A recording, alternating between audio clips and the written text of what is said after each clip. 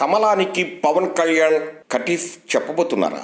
తన దారి తాను చూసుకోవటానికి సిద్ధమయ్యారా అంటే రాజకీయ వర్గాల నుంచి అవునని సమాధానమే వస్తుంది. కొన్ని రోజులుగా జరుగుతున్న పరిణామాలు, పవన్ కళ్యాణ్ కామెంట్లు కూడా అలానే ఉన్నాయి. తాజాగా తిరుపతి ఉప ఎన్నిక పోటీ నుంచి తప్పుకోవడం, తెలంగాణ బీజేపీ నేతలపై పవన్ కళ్యాణ్ చేసిన వ్యాఖ్యలతో ఈ అనుమానాలు మరింత బలపడుతున్నాయి. బీజేపీతో పొత్తుకు జనసేన గుడ్ బై చెప్పడం ఖాయంగానే ప్రచారం బలంగా జోరందుకుంది. తెలంగాణలో రాజకీయ పార్టీలు సవాలుగా తీసుకున్న పట్టభద్రుల ఎమ్మెల్సీ ఎన్నికల పోలింగ్ వేళ బీజేపీపై పవన్ కళ్యాణ్ చేసిన కామెంట్లు తీవ్ర కలకలం రేపుతున్నాయి.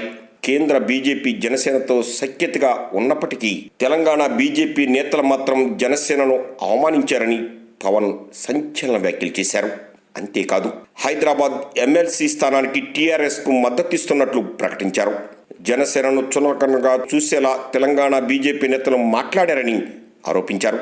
కేంద్ర నాయకత్వం జనసేనతో ఉన్నా తెలంగాణ నాయకత్వం మాత్రం జనసేన పార్టీని చులకన చేసిందని, అందుకే తెలంగాణ ఎమ్మెల్సీ ఎన్నికల్లో పివి కుమార్తెకు మద్దతిస్తున్నాం అని పవన్ కళ్యాణ్ స్పష్టం చేశారు.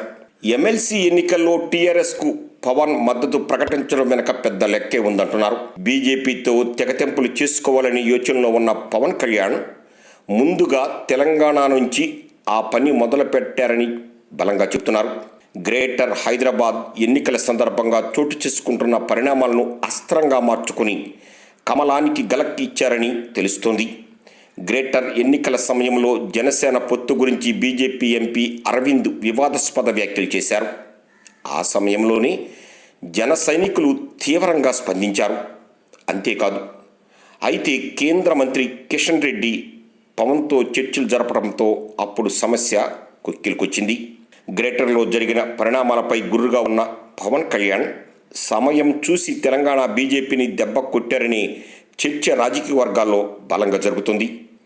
తెలంగాణ బీజేపీని ఓపెన్గానే టార్గెట్ చేసిన పవన్ కళ్యాణ్ ఏపీలో ఆ పార్టీతో కలిసి వెళ్లడం అసాధ్యమనే అభిప్రాయం అనలిస్టులు వ్యక్తం చేస్తున్నాయి. బీజేపీతో దూరం కావాలని దాదాపు డిసైడ్ అయిపోయారు పవన్ కళ్యాణ్. కాబట్టి తెలంగాణ కమలనాథులపై పవన్ తీవ్ర వ్యాఖ్యలు చేశారంటున్నారు. తమ వ్యూహంలో భాగంగానే తిరుపతి ఉప ఎన్నిక బరి నుంచి జనసేన తప్పుకుందనే చర్చ కూడా బలంగా జరుగుతుంది. రాజకీయ భవిష్యత్తు కోసమే పవన్ కళ్యాణ్ ఈ నిర్ణయం తీసుకున్నారని రాజకీయ వర్గాల్లో చర్చ కూడా జరుగుతుంది. తిరుపతిలో పోటీ చేయడం వలన ప్రత్యేక హోదా అంశం, రైల్వే జోన్, రాజధాని, విశాఖ ప్రైవేటీకరణ తదితర అంశాలు తెర మీదకు వస్తాయని జనసేన భావించింది. ప్రత్యేక హోదా అంశం పెండింగ్లో ఉండగా తాజాగా విశాఖ స్టీల్ ప్లాంట్ ప్రైవేటీకరణ అంశం బాగా కాకరేపుతుంది.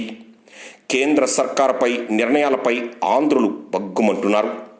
బీజేపీ పేరు చెబితేనే మండిపోతున్నారు. ఇలాంటి పరిస్థితుల్లో బీజేపీతో దూరంగా ఉండటమే బెటర్ అని జనసేన నేతలు భావించినట్లు చెబుతున్నారు.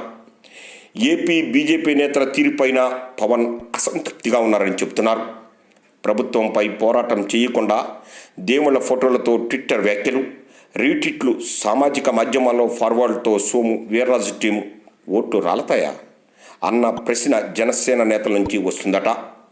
ప్రతిపక్షం ఎప్పుడైనా అధికార పార్టీపై తప్పులపై పోరాటం చేయాలి. సోము వీర్రాజు టీం ఎక్కడా ఆ పని చేయడం లేదు.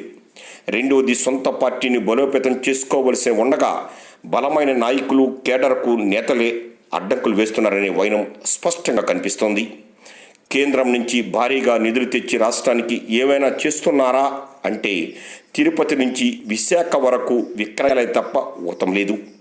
అందుకే ఈ చెలిమిని మనకు నష్టం కలిగించక ముందే మేలుకోవాలన్న ఒత్తిళ్లకు పవన్ కేడర్ నుంచి వస్తున్న సమాచారం ప్రకారం మున్సిపల్ ఎన్నికల్లో వామపక్షాలతో పోల్చి చూస్తే బీజేపీ సాధించింది తక్కువేనన్న విషయం కూడా నేతలు ప్రస్తావించినట్టు తెలిసింది.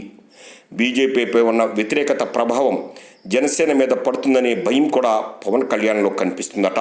అందుకే తిరుపతిలో పోటీ చేయకుండా వదిలేసి ఈ సమస్యల నుంచి బయటపడవచ్చని అభిప్రాయం జనసేన నేతల్లో బలంగా ఉన్నట్లు తెలిసింది.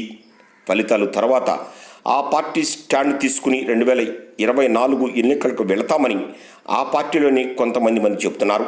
ఇలా కొన్ని అంశాలు పరిశీలించాకే తిరుపతి సీటును బీజేపీకి వదిలేసి జనసేన సేఫ్ జోన్లోకి వెళ్ళిందని రాజకీయ వర్గాలు అంచనా వేస్తున్నాయి.